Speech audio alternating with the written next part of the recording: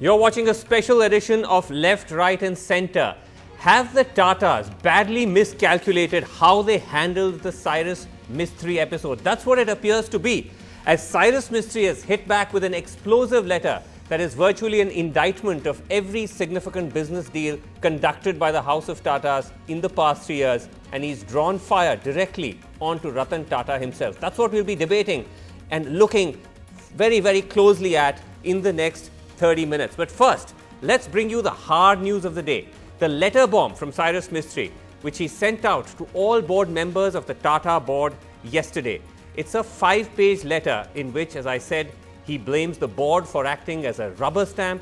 He says that he was reduced virtually to a non-functioning chairman who's a puppet of Ratan Tata, who continued to intervene despite Cyrus Mistry says that he was promised full independence. Here is Ketiki Angre with that report.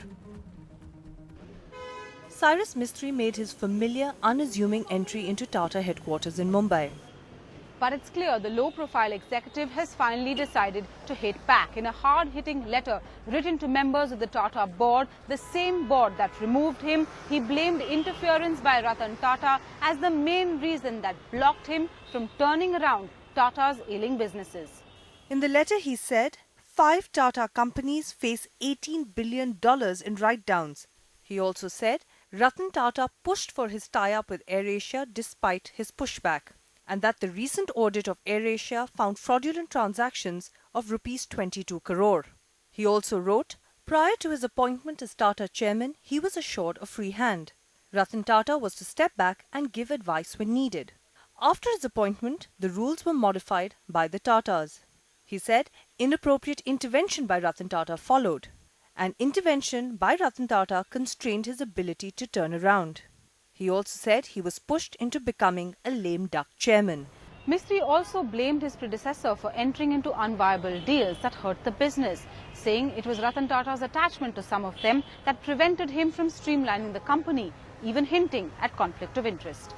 He further said, emotional reasons have kept us from closing down the Nano project. The Nano project supplies equipment to a company Ratan Tata has a stake in. He said board members left during meetings to take instructions from Tata. He also said this behavior created a risk of violating insider trading norms. The Tatas have refused to comment, but lawyers for the Tatas have said Mistry's charges are baseless. This is the unfortunate case of a board collectively losing confidence in its chairman. That kind of a procedure requires absolutely no other procedure, no mandatory notice, no such thing. This is simply keeping Mr. Mistry on as a director. It is only changing the chairman of the company, which the board on a collective decision can do and has done. Now, finally, the Mistry camp is breaking its silence. I think even the Tata... Speaking to NDTV, Supriya Sule, a close personal friend of Mistry, said she was saddened at the manner of his removal and that he had given up his personal life for the Tatas. I think it's really been very, very an unfortunate incident that for a man of integrity today who keeps such a low profile, is such a simple, humble man who actually was quietly running his own business and successfully, is exceptionally hardworking man, got this very high profile job. And even after getting such a high profile job, he kept a very, very low profile. He was very hardworking, very focused. He gave up his entire family time, family business, and really tried to put his best foot forward by keeping a low profile. So it's really very, very unfortunate for me personally what has happened. For now, Mistry's lawyers say they have no plans of challenging his removal in court. The battle for the moment is being fought in the court of public opinion. With Srinivasan Jain and Santya in Mumbai, Ketki Angre for NDTV. And it appears later tonight that it is not just in the court of public opinion that the battle is going to be fought. 2 exchanges, the Bombay Stock Exchange and the National Stock Exchange, have sent clarifications to at least 5, if not 6 Tata companies, asking them about the disclosures made in the Cyrus Mistry email, particularly the $18 billion write-down or loss of value that he spoke of, asking if that information is correct and is there any information which is market sensitive or price sensitive to the stock which these companies are withholding from the exchanges. At the time of the show going to air, at least one Tata company has written back saying that no such information has been withheld and that they're following all governance norms. But clearly a sign that the repercussions of this Mistry fight back is just going beyond a war of words. Well, the Mistry fight back or the pushback continued with Supriya Sule, who we just saw there earlier. A close personal friend of Cyrus Mistry spoke to me earlier today and said that she was deeply saddened by the manner in which the Tatas had treated Cyrus Mistry. Now remember, her words are important because barring this letter, Cyrus Mistry, extremely reticent person, hasn't come forward. No one has come forward to speak for him before camera until now. We've had representatives of the Tatas. So here is Supriya Sule defending her close personal friend and his track record at the Tatas.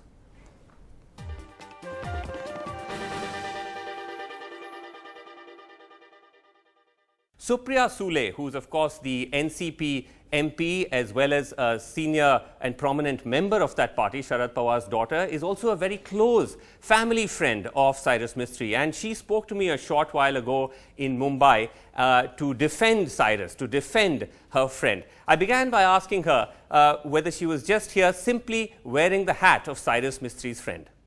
Absolutely. Just to ask you, Supriya, that you said that you've known Cyrus for a very long time. Yes, actually, Rohika and Cyrus Mistry are very dear friends of ours, and today I'm here as a friend. It has nothing to do with what professionally I do.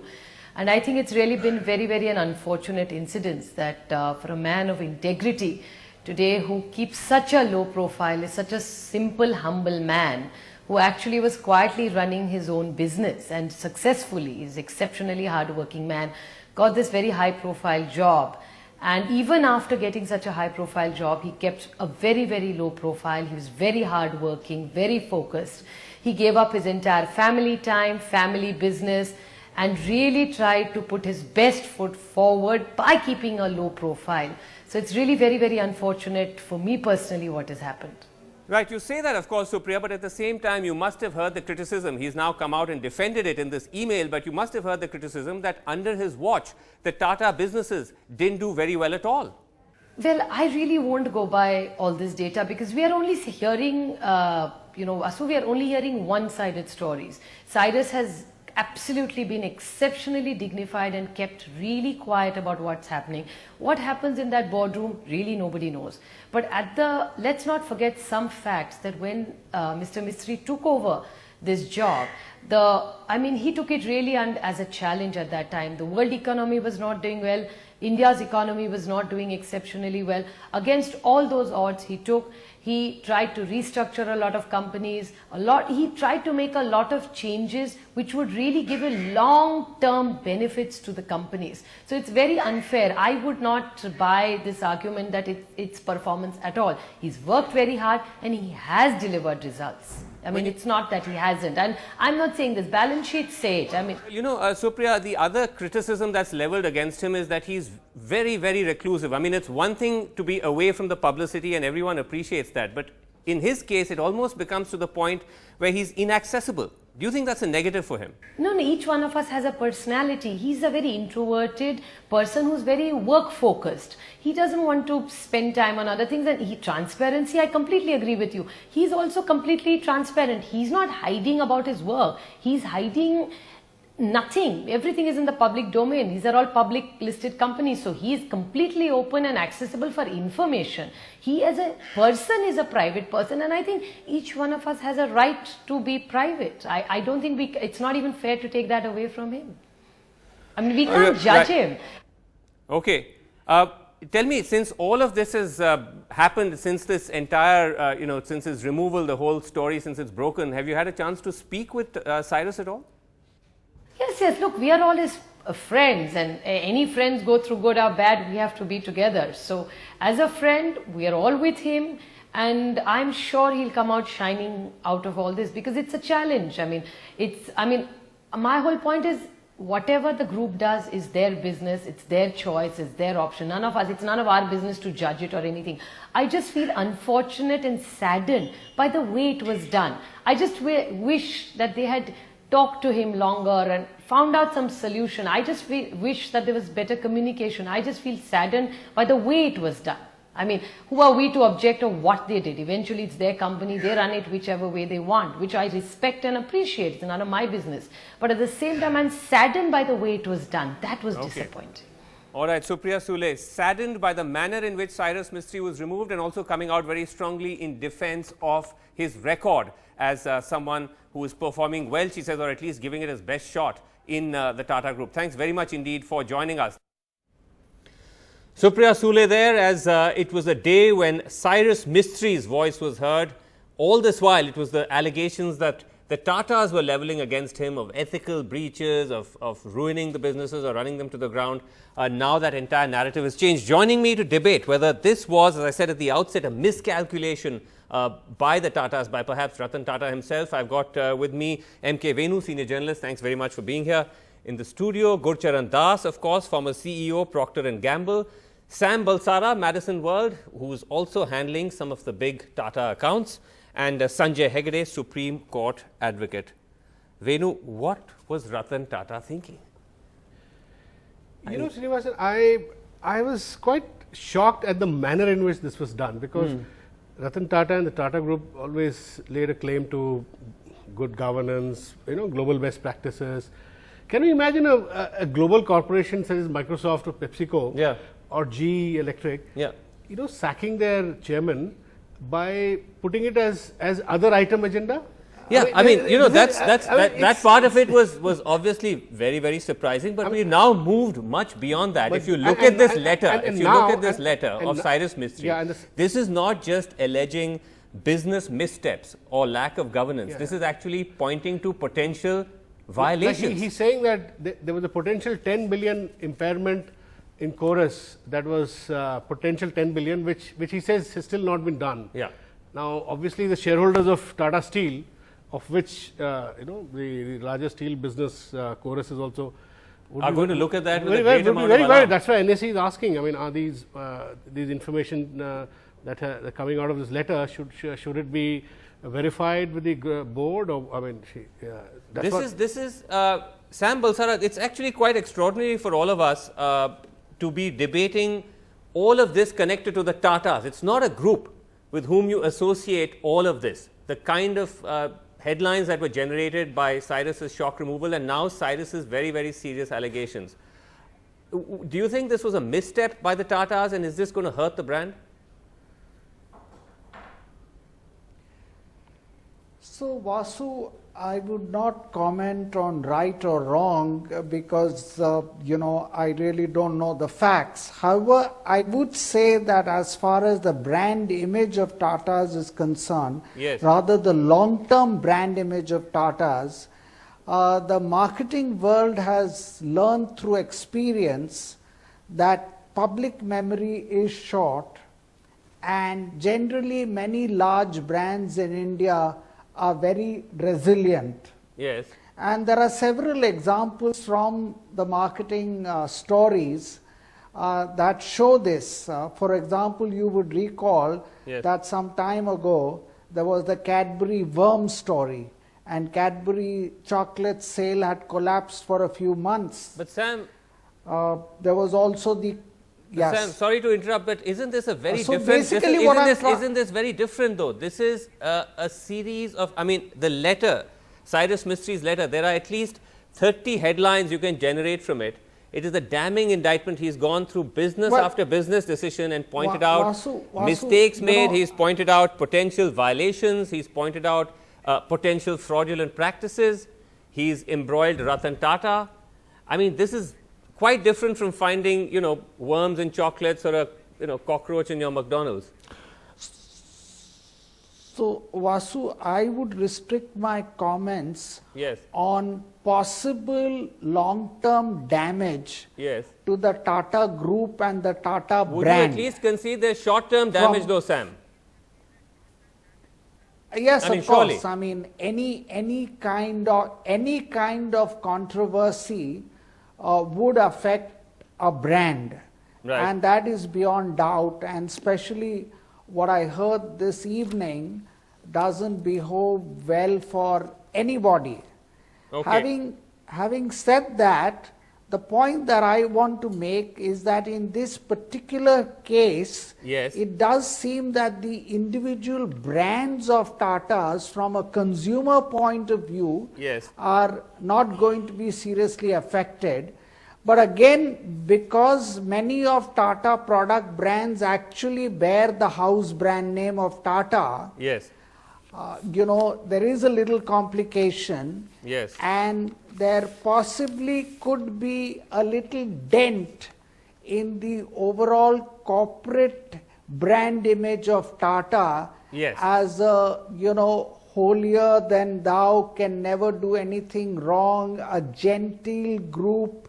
No, that that's is the true. I think that epitome of clearly, corporate governance. Yeah, I think that clearly is But a having perception which is said taken. that, Let me just move on. Sam, I'll come back to you. Sorry to interrupt you, Sam. Let me just come Yes, back to you because I want to sure. bring in others as well.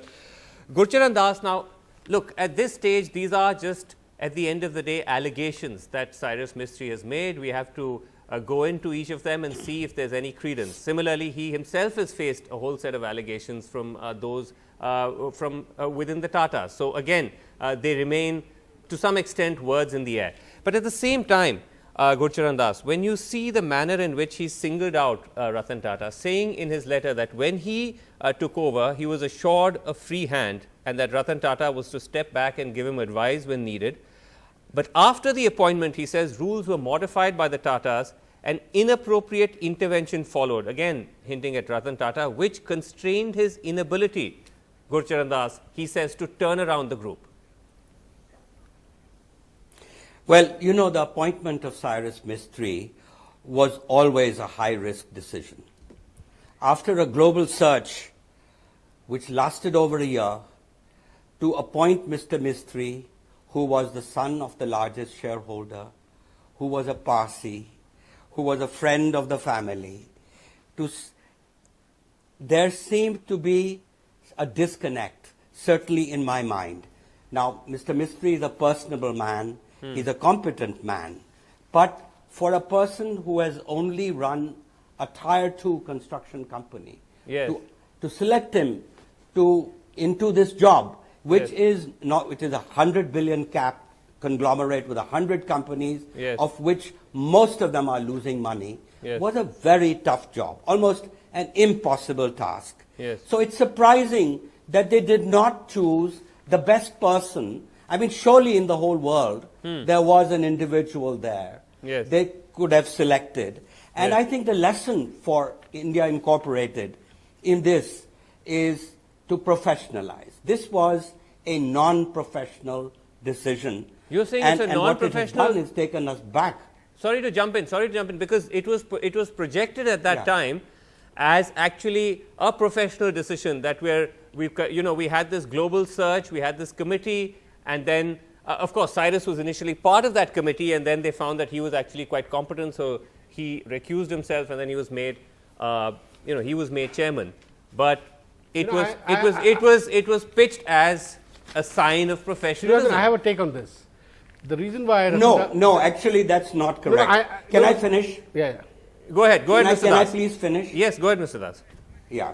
The point here is that yes, Mr. Mistry is not a member of the Tata family. Though he's But distantly related. The professionalism, the professionalism requires that you don't have any other consideration except merit. And in this particular job, of all jobs, you needed the best person in the world to be taken for this job. Okay. So I personally think Yes. that the real lesson here Yes. is that has India Incorporated taken a backward step? Because Okay. we respected the Tatas Yeah. for its profession. And they have the Tata Administrative Service. No, that's true. Let's just the whole idea, a good leader. Okay, let's just get prepares Venu in for quickly, and then I succession. want to go to Sanjay Hegde. No, I take what Gurcharan is saying. Ratan Tata had a chance to get the best globally experienced person to take over at that time. He didn't do it precisely because he probably wanted to do backseat driving, and therefore he chose Someone Cyrus, who was close to home, part of the Shapurji family, distantly related. and generally competent. And he, mind you, Cyrus himself at that time said, I don't feel that I'm sort of equal to the task of handling a global company. In fact, he refused. He refused to take the job. That's right. He says that in his letter. He says that in his email, that when he was asked by Ratan Tata, he actually said, I don't want the job. And then they said, look, we are not able to find anyone else. He said, else. I'm happy running this my own company. And so please take the job.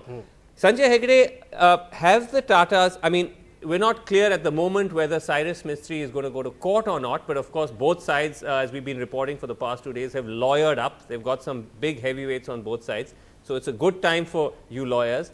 But are they vulnerable, you think, in the manner in which this was done, and also now with all these disclosures coming out, could they also face a whole host of other legal worries, legal and regulatory worries? The real fear is if this fight spins out of control of both the protagonists, then it already the seems information that continually comes out might render the brand itself vulnerable to a lot of other litigation. Right. We don't know yet whether either of these people will go to court, because ultimately when you decide to go to court, you have to have your end game in mind. Yes. What could Cyrus's end game be?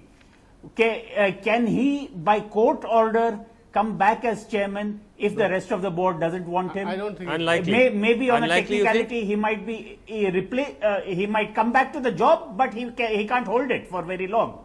Right. Equally, on the other side, what would the Tatas get by going to court prematurely? Right now, a lot of strategizing will be going on. One brief point I want to make here is Sanjay. that history seems to be repeating itself. You must remember that when Ratan Tata took over from JRD, that's right, he had his own fights insofar as replacing the likes of Kerkar, Mulgaonkar, absolutely, Palkiwala and the rest was there. So this generation change in the Tatas has not been easy even in the past. No, this has really taken it to another level. In fact, it's interesting that, and this has not been commented upon enough, that Ratan Tata actually informed the Prime Minister about this change of guard, which was highly unusual. There's a reason for that. Yeah. The reason for that is he anticipates that in the boards of different companies, government financial institutions have a substantial stake, and in those companies, Tata Sons have only about 30-35%. Right. So he might need their support in case of some disputes. As you just seen, the letter has brought out so many a whole can of worms. So and Cyrus Mistry himself, I mean, there were reports, it was not confirmed, was himself, it was again reported, trying to seek an appointment with high officials here in Delhi. So I think again there's a kind of wider game of chess being played here. But to come back to you, Sam Balsara, just very quickly, that you're saying that it's a short-term damage to the brand, and Gurcharan Das, you also feel free to jump in. But when you see these sorts of allegations, and I keep coming back to this, I mean, talking about board members who are reduced to mere postmen, running in and out of board meetings to consult with Ratan Tata. You now have the exchanges getting involved. Who knows whether SEBI might next deem it fit to get involved. I mean, we're talking here of a potential minefield, aren't we? Market cap of 8 lakh crores. No, Vasu, I was drawing a distinction between brand image of the individual products that Tata companies sell amongst lay consumers. Okay, I understand. Say the corporate brand image amongst India Incorporated, amongst people like Gurcharan and me and India Incorporated. But it's hard to separate the two. If I can just get Sam, if I can get a last word in from Mr. Das. Mr. Das, you're a sort of senior statesman of corporate India. What would you, very, very quickly, what would you advise Ratan Tata at this stage, if you could? I would advise him, and I would advise India Incorporated, that the job of a leader is to groom a successor.